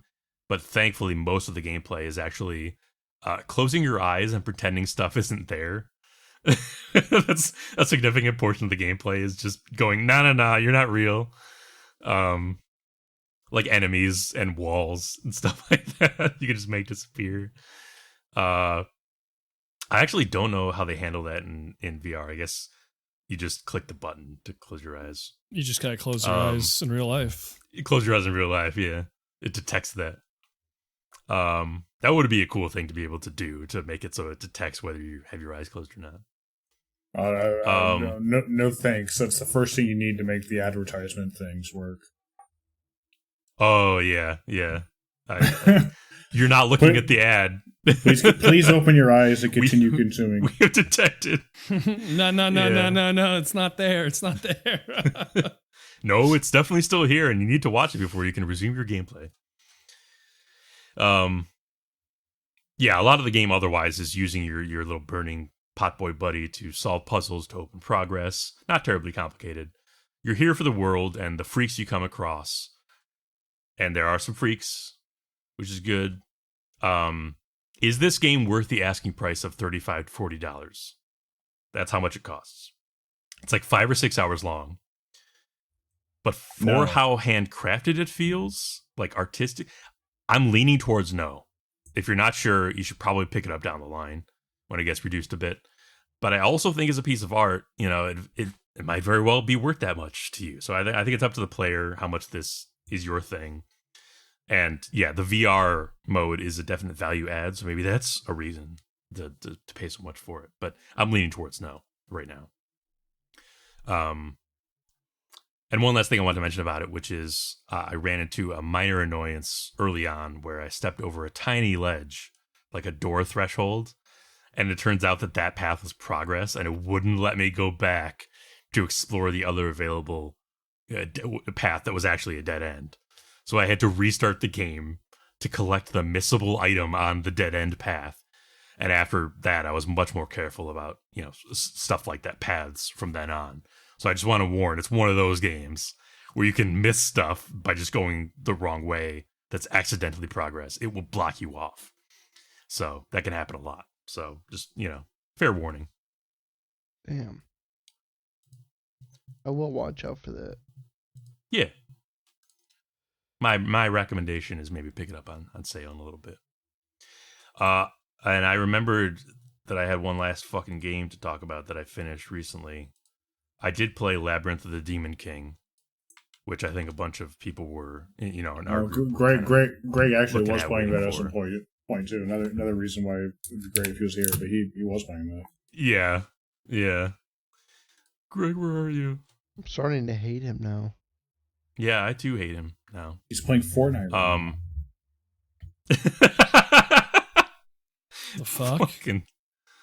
What the fuck? This is the one that's like Silent Hill Kingsfield. Mm-hmm. That describes it, like the whole thing entirely. I mean, the game looks sick. I was kind of tempted to buy it, so convince me whether I should or not. Yeah, well, after I played the demo, I was like, this one I'm definitely picking up when it comes out. The visual style is very distinctive, very cool, like modern PS1 style. So it's not like, it doesn't have the texture thingamabob where it's like warbly, but it is like PS1 kind of graphics. Just with better aliasing. Grungy as fuck. Japan folklore, spattered in gore, everything spattered in grime. The more I played, the more the grody textures all just kind of blended together. And I did find myself getting kind of fatigued by how similar everything looked. Like an oppressive, ubiquitous grime. May have been the point of the art style, sure, but also made the world feel kind of cheap and samey no matter where I went. So that, it does kind of get to you, kind of wear on you. Sure, yeah. I have a good sense of direction in games, generally. It wasn't that I ever really got lost. And you do learn the layouts of the areas, like any semi-open game. But there was a feeling of fatigue when everything looks pretty much the same. And you're having to, navigate complex areas with a lot of hallways and stuff like that. A lot of doors that kind of blend into the wall. Anyway. So, yeah. Cool art style just can wear on you. The gameplay, first-person combat, as I said, kind of like Kingsfield. Some item to thing puzzles, not terribly complex. If you play the early parts of the game and you feel a little sluggish and weak in combat, do know that you get more accustomed to the rhythm of it you will get better at combat, like any game. But more importantly, you do get upgrades to weapons and armor on your own initiative. You can kind of spec yourself out the way you want. And there are multiple weapons you can find. So a few hours in, you will be taking apart most enemies, and the bosses may end up kind of jokes. they were kind of jokes to me. When you actually get to them, you're kind of ready. But the combat's pretty fun for that. It may get a little samey near the end, but it's not that long a game. It's only about 6 hours or so. The first 2 acts, I'd say, are a pretty nice rise. Like as you explore and make progress and you learn the game, those areas are well designed. But the last act of the game, I felt rushed. The final real area you explore is like a dark, boring labyrinth, which I guess is appropriate to the title. But it doesn't prevent it from being kind of boring as an area. Yeah. And the ending really just comes up on you suddenly. Like I've seen many people be like, wait, whoa, what? Like it just comes up on you. You were expecting a lot more, or at least another like act full of stuff. Feels very abrupt with how the earlier parts of the game framed the journey. It's possible the devs just, I don't know, ran out of time or resources, but that is what happens in the game. So I'd still recommend, but I think it is fair to warn people about the trajectory of the way the game goes. But definitely, I would say don't get turned off by the combat the way it feels early on, because it does. You do get better at it in multiple ways. And it is cool as a game and a world, So that's Cool. Labyrinth of the Demon King. I do recommend That it. damn old Cool. Demon King. When's she gonna learn? Not really for me, but I enjoy hearing about it. Yeah, I don't have any intention of ever going back to like the actual Kingsfield games. So it's nice to play one that kind of has that aesthetic, but is like modern, that has modern quality of life stuff. For sure. Okay. Anything else from you? Oh no, that's it. That was a lot. We That's can good do, stuff. yeah, it was good stuff. We can do a quick couple news stories and then we'll call it. All right. News. Mobius Digital, who made Outer Wilds, has announced they're working on a new game. Just Hell yeah. now? I assume they've been working on something. I think maybe they're just announcing it now, right? They said they're hard at work on They it. better have been working on something for the last like 4 years, god damn it. Well, they mentioned it in like a throwaway line in Outer Wilds changelog. So this is not even like a proper announcement. This is just like since our new game is our priority. That's literally all they said. And then this is a news story because no one knew they were officially working on a new game. God, I hope it's the same spirit as Outer Wilds. Yeah. I'd love that. It'd be really, yeah. I hope it is too. At the same time, it's hard to recapture lightning in a bottle. I mean, there's a lot of what made Outer Wilds special. It wasn't just the fact that it was like a really good like detective mystery type thing. It was also that it had a fully simulated physics environment of this like little mini galaxy where everything interacts with each other. It's hard to imagine like building something that like gets that just as right. But I would love to see It really whatever is. they're Yes. doing. Oh, yeah, but I hope. It's one of the hardest games I can think of to follow up on, just because of how much it just like came out of nowhere, swinging, with the physics, the worlds, the way they constructed that, and on top of all that, a great mystery and exploration game. Do it again. Just do it again. Different though. Developer Saber has released the entire toolset for Space Marines 2, fulfilling their promise to support the modding scene. Space Marine 2 gamers. Yeah, they call it Integration Studio. Yeah. So Space Marine 2 gamers, I guess, be ready to revisit that game in a year or so with some crazy, funny stuff's going on. Yeah, well, and they, I believe Games Workshop just had a big event. They announced, well, they had already talked about it was coming to it, but I think they gave a date to the Horde mode coming to Oh, cool. Warhammer. They're calling it a Siege Okay. mode, but essentially it's Horde mode. That game totally fits for that, yeah. Even more fodder for the modder. Yeah, that's what they say. That is what they say. That's what I say. Yeah. I always love when developers do stuff like this. Actually, genuinely support the modding scene. Oh, for sure. No, yeah, it can change a whole game's lifespan. For sure. Coming What else we from got? Cyberpunk news, Mike Pondsmith has hinted that the sequel to Cyberpunk 27 will feature a new city to explore that's like Chicago gone wrong. Just regular Chicago. Chicago is in Chicago gone wrong. Right. Got him. I don't even have an opinion about Chicago. I mean, new Cyberpunk stuff, cool. Original content, give them a little bit more legs to do what they want. They could blow up the whole fucking city at the end of it, There's True. there's apparently actually posters in Cyberpunk 2077 that may give us a hint to this. That say travel from Chicago to Night City in under 3 hours, coming in 2080. Cyberpunk 2080. There you go. I could totally see it. Yeah. 2080. Like I mentioned in our Discord, it'd be a pretty interesting and bold move for the franchise, given that if all the content is set in Night City.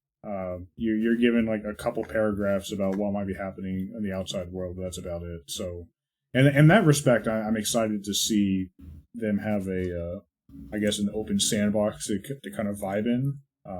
Curious to see what they come up with. I hope it's not just Chicago's actually just another Night City. I would love it if it had like a different kind of government Identity. system, identity as a city. Yeah.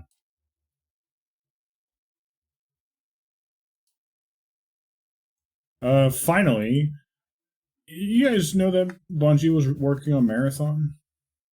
Apparently, an ex-Bungie dev It's like a says looter Marathon shooter, leadership. Yeah. Apparently, the ex-Bungie dev, ex-Bungie dev says Marathon leadership was extremely toxic and humiliating to work with. Bungie leadership needs to be gutted completely. And I think that this corroborates reports we've heard throughout the years that Bungie might not be a great place to work. Kind of sucks, man. I mean, in the sense of just like from our childhood, like Halo 3 and the Halo 3 Halo games on the Xbox 360 were just fucking rad. You know what I mean? Yeah, but are those the same guys? No. No, almost certainly not. I mean, a lot of those guys left to go just make Bungie Destiny. a name. Right? Yeah, the Bungie of today is the Destiny devs, not the Halo devs. Yeah, I saw another article that was saying morale has never been lower at Bungie. Yeah. Especially after the controversy regarding the art style of Marathon being plagiarized from that one person on the internet. Oh, I remember seeing a video in a on number that. of ways. It was straight up lazy, like literally just copying and pasting her images instead of just paying her for her work. It was pretty repulsive. Yes. Oh wow, I It was didn't know indeed. Huge art theft scandal. Like there were even images that Marathon like, itself. Sorry, I was just gonna say there were even images that like I'm not gonna say they were a watermark of her name, but they were like you had specific imprints of like it was the fact that she did it, and you could still see those imprints in the game. Like it could not be more blatant. Fucking text that was the same, like Yeah, exactly. on the decals. Yeah, It's crazy. And of course, like usual, they blamed it on one artist who was like, plausible deniability. They were already gone, so yeah. And then I loved that after that controversy, like right after that, they have a live stream with the art director front and center, just collapsing under the weight of all the chat messages, just like coming at him, digging at him, just riding the game super hard. Yeah. It was not good. Not a good look. But yeah, on top of that, Marathon, I don't think anyone's excited for Marathon as a game anyway. So it's didn't Marathon have a limited playtest and like people came back saying it was not great? I might be making that up. Yeah, I heard like mixed things, but I think the general consensus was perhaps poor. I see a group on the internet that is excited for this game. Yeah. I'm not super excited about it. I mean, I'm not really into the, what do you call it, extraction shooter. Looter shooters, yeah. Looter shooter kind of genre. Also, I don't know, it kind of grosses me out. Like, something about reviving this old franchise, and it has like nothing to do with that franchise. It's just to like draw eyes and make money, I guess.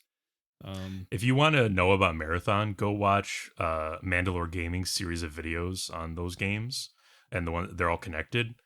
It's crazy the lore that was in those old Marathon games. Cool. And that they were almost going to continue into Halo before they kind of like were like, oh, let's make it its own thing.